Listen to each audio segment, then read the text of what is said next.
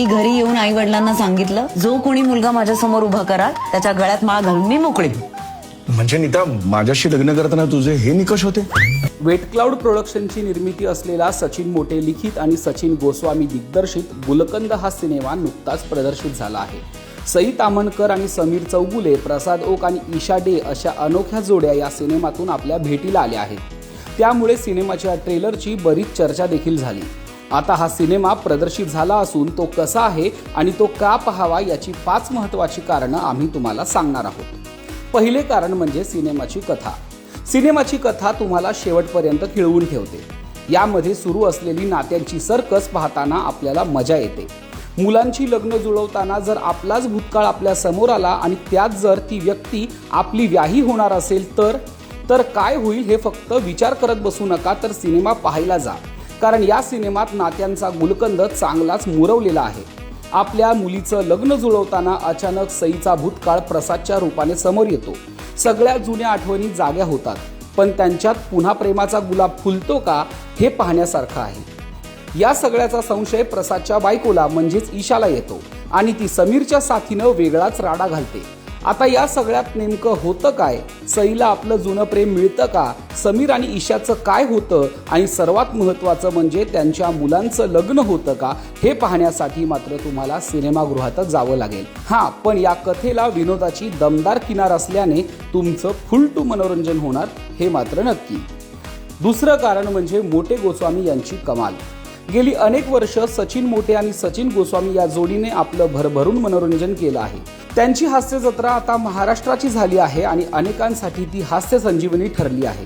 त्यामुळे या जोडीने सिनेमाही तितकाच खास बनवला आहे. सिनेमाचं लेखन मोटे यांनी अतिशय दमदार केलं असून गोस्वामी यांनी संहितेला परिपूर्ण न्याय देणारं दिग्दर्शन केलं आहे. सिनेमातील प्रत्येक भूमिकेला न्याय मिळाला आहे. तसेच विनोदाची पेरणी करताना योग्य तिथे हवा असलेला इमोशनल टच देखील सिनेमात आला आहे. त्यामुळे हसता हसता टचकन पाणी डोळ्यात येतं. लेखक दिग्दर्शकांनी हा गुलकंद चांगलाच मुरवला आहे. तिसरे कारण म्हणजे कलाकारांची जुगलबंदी. सगळेच कलाकार तोडीस तोड असल्याने कलाकारांची उत्तम जुगलबंदी या सिनेमात पाहायला मिळते. सईने साकारलेली नीता ढवळे आजवरच्या भूमिकांपेक्षा खूप वेगळी दिसते. लग्नाला आलेल्या मुलीची आई साकारताना स्वभावातलं सामंजस्य, गृहिणीचा अष्टावधानीपणा सईने अचूक मांडला आहे. आपल्या वयापेक्षा जास्त वयाची भूमिका करूनही सईने त्याला न्याय दिला आहे. मोजकच बोलणारे, काहीसे करारी, काहीसे खडूस असा टिपिकल पुरुषी बाणा प्रसादच्या भूमिकेतून समोर येतो. त्याने साकारलेला गिरीश माने आपल्याच आजूबाजूला असल्यासारखं वाटतं. तर समीरने साकारलेला मकरंद ढवळे त्याच्या साध्या भोळ्या स्वभावाने आपल्या मनाला स्पर्श करून जातो. ईशाने साकारलेली रागिनी माने काहीशी बिनधास्त, काहीशी संशयी आणि मजेशीर वृत्तीची असल्याने तीही आपल्याला भावते. या सगळ्यात वनिता खरातने दिलेला तडका मात्र आपल्याला विसरता येणार नाही. चौथं कारण म्हणजे सिनेमाचं संगीत. चल जाऊ डेटवर या गाण्याने तर अक्षरशः धुमाकूळ घातला आहे. हे गाणं आपल्याला नाचायला भाग पाडतं, तर चंचल हे गाणं आपल्या मनात प्रेमाचा गुलकंद निर्माण करतं. सिनेमाचं पार्श्वसंगीत देखील कथानकाला साजेसं आहे.